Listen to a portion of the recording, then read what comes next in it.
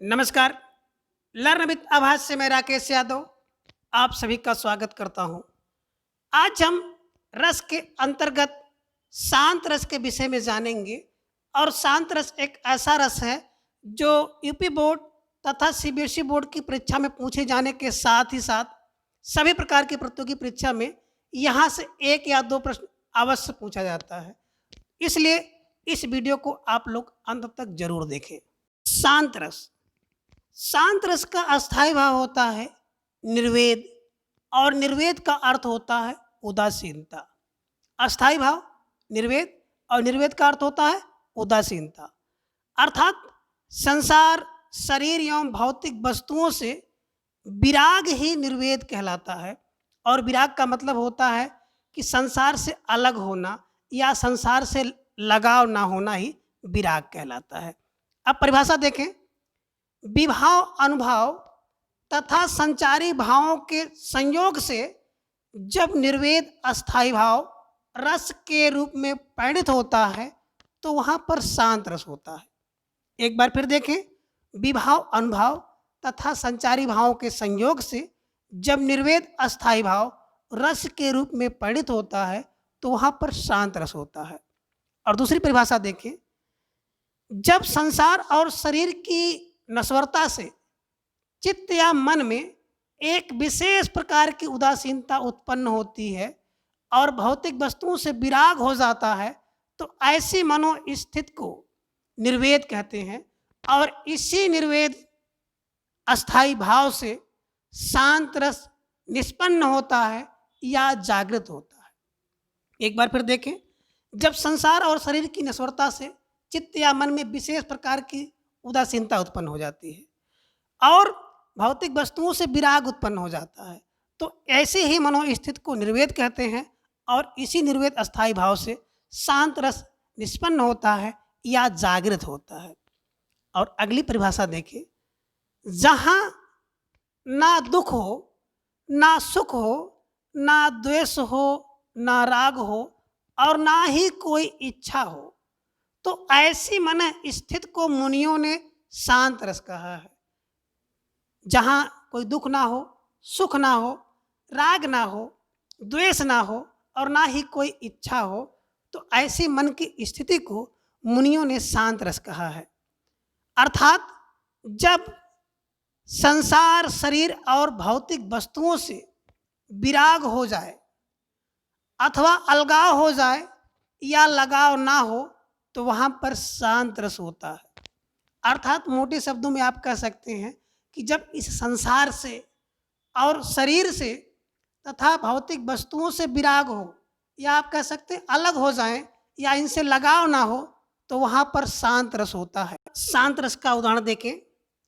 अब लो नसानी, अब ना नसई हो, राम कृपा भव निशा सिरानी, जागे फिर न डसई हो, पायो नाम चारु चिंतामणि, उर करते न खसई हो, श्याम रूप सुच रुचिर कसौटी, चित कंचन ही कसई हो, पर बस जान हसो इन इंद्रिन, जिन बस होय न हसई हो, मन मधुपय प्रण करी, तुलसी रघुपद पद कमल बसई हो।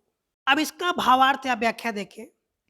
प्रस्तुत उदाहरण में गोस्वामी तुलसीदास जी कहते हैं कि अब तक मैंने ईश्वर के भजन के बिना अपने अमूल जीवन को बर्बाद कर लिया है।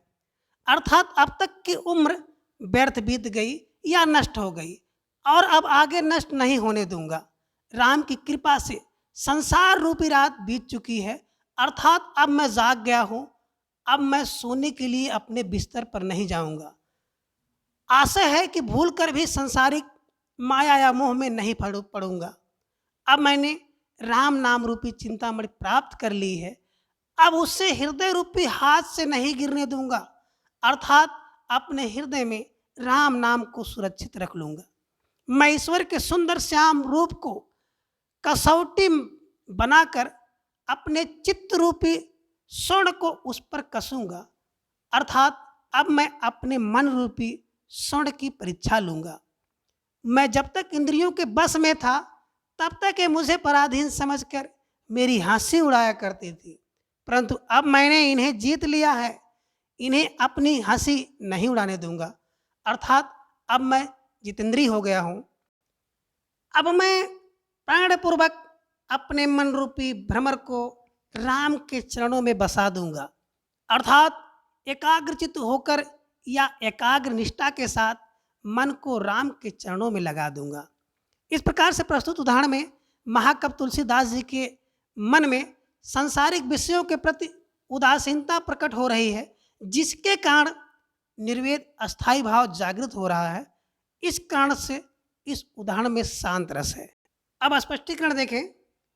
अस्थाई भाव, अगर हम अस्थाई भाव की बात करें तो अस्थाई भाव निर्वेद है और निर्वेद का अर्थ होता है उदासीनता।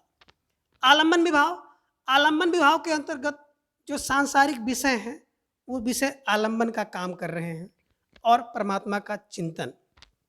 आश्रय, आश्रय विभाव के अंतर्गत गोस्वामी तुलसीदास जी हैं, जिनके मन में निर्वेद अस्थाई भाव जागृत हो रहा है।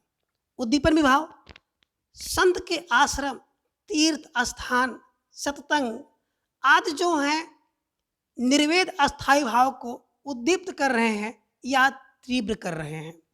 अनुभाव और अनुभाव के अंतर्गत अलौकिक प्रसन्नता हो रही है, एकांत प्रियता हो रही है और गदगद हो रहे हैं। और संचारी भाव के अंतर्गत हर्ष हो रहा है, धृत हो रहा है और स्मरण आज संचारी भाव यहाँ पर जागृत हो रहे हैं। अब अगला उदाहरण देखें।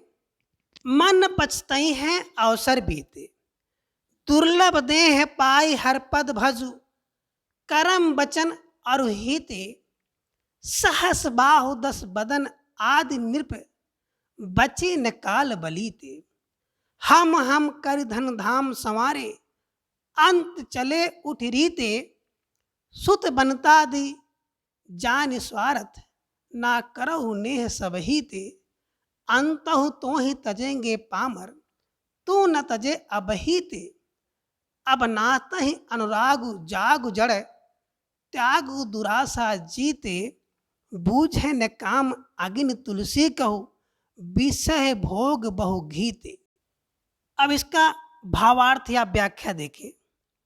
प्रस्तुत उदाहरण में गोस्वामी तुलसीदास जी मन को संबोधित करते हुए कहते हैं कि हे मन, अवसर बीता जा रहा है और बाद में जब यह देह मानव देह छिन जाएगी तब तो बहुत पछताएगा।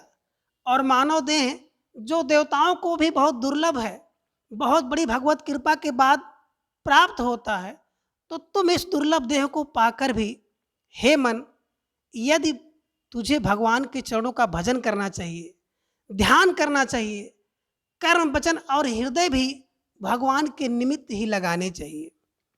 सहस्त्रबाहु और रावण आदि भी काल से नहीं बच सके, जो सारा जीवन अपने लिए धन बटोरते रहे और धाम सजाते रहे, वो भी मरते समय खाली हाथ चले गए। पुत्र पत्नी आदि जो सब पारिवारिक जन हैं, इन सब का संबंध केवल तुमसे स्वार्थ बस है, इसलिए उनसे प्रेम ना कर, उनको छोड़ दे, वो सब तुझे अंत समय छोड़ देंगे और तू उनको अभी से क्यों नहीं त्याग देता। अब तू नींद से जाग और भगवान से अनुराग कर, कामनाओं की अग्नि ऐसी नहीं बुझेगी, बल्कि विषय भोग से घी की तरह और बढ़ती जाएगी। केवल प्रभु भक्त के जल से ही यह कम होगी।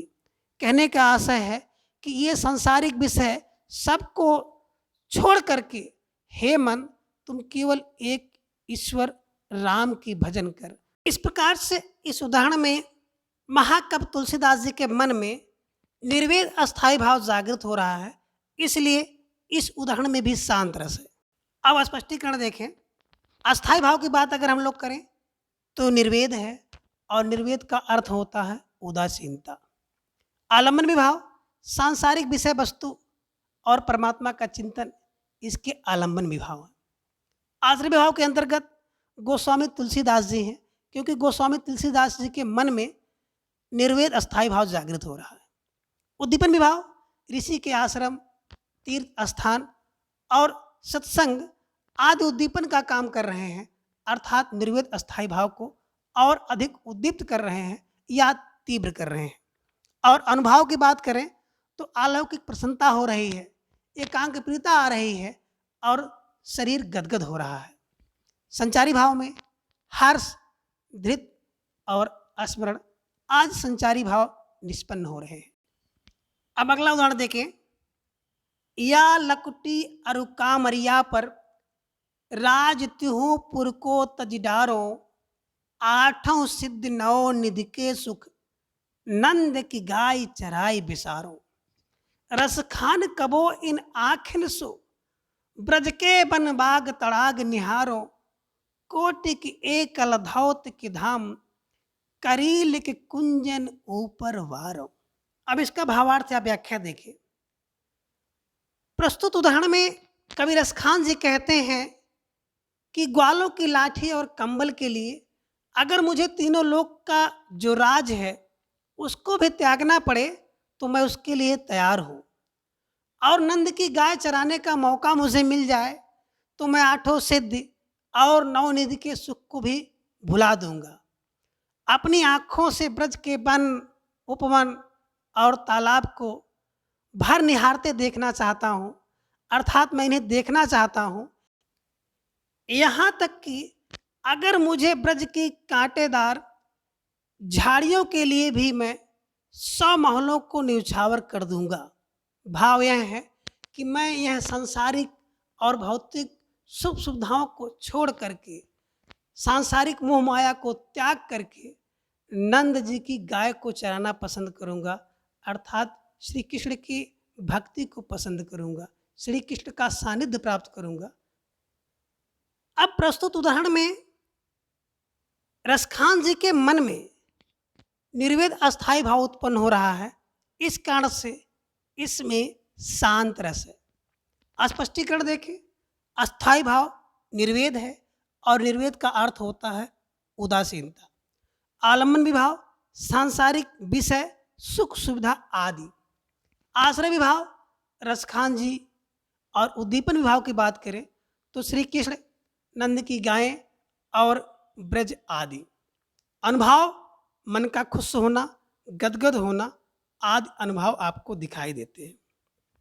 संचारी भाव में हर्ष है, निर्वेद और स्मरण आज संचारी भाव उत्पन्न हो रहे हैं। अब अगला उदाहरण देखें। जा दिन मन पंछी उड़ गए हैं, ता दिन तेरे तन तरवर के सब पात झड़ गई हैं। या देही का गर्भ न करिए, चार काग गिद्ध खई हैं। तीन नाम तन विष्ठा कृम हुए, नातर खाक उड़ई हैं। कहाँ वह नैन कहाँ वह शोभा, कहाँ रंग रूप दिखई हैं।